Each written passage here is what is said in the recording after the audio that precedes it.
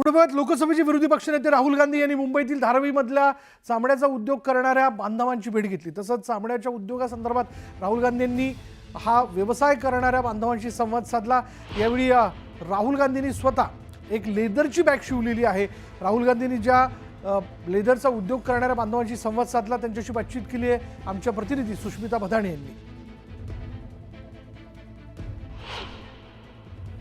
काय संवाद झाला Rahul Gandhi? First of all thanks to him to visit us आणि ते खूपही आवडलं आम्हाला इथे आले आणि आमच्यासोबत कामही केलं त्यांनी आणि ते म्हणाले ठीक आहे खूप एवढी चांगली क्राफ्टमॅनशिप आहे इथे धारावीसारख्या स्पेसेसमध्ये आणि एखादी स्पेस इथे एक्झिस्ट नाही करत की प्रॉपर काम होईल किंवा प्रॉपर वर्कशॉप होईल, तर ते म्हणाले की पुढेही ते सपोर्ट करतील ह्या प्रोजेक्टला।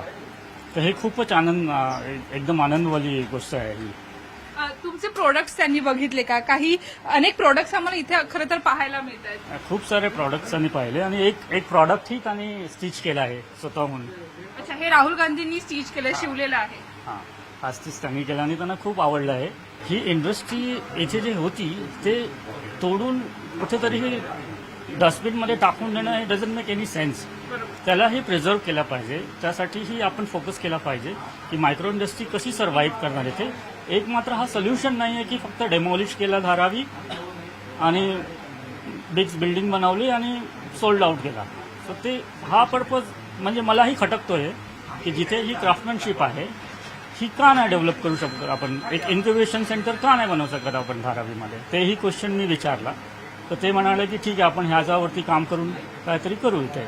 संवाद म्हणजे ब्रँड कसा डेव्हलप झाला याचे फाउंडरसंगती थोडंसं डिस्कस झालं। आता मी क्राफ्टमॅन आहे तर ते माझ्याशी काही डिस्कस केलं, माझ्याबरोबर काही वर्क केला त्यांनी, काहीतरी हे बनवायचा थोडा प्रयत्न केला त्यांनी आणि खूप छान पद्धतीने बनवलेलं आहे त्यांनी आणि आवडलं त्यांना, ऑलमोस्ट काम सर्व आवडलेलं आहे त्यांना। तर ते बघूया आता कसं क्राफ्टमॅनला कसे सपोर्ट करतात। साधारण किती वेळ ते तुमच्याशी संवाद साधत होते? कोणकोणते विषय चर्चित होते?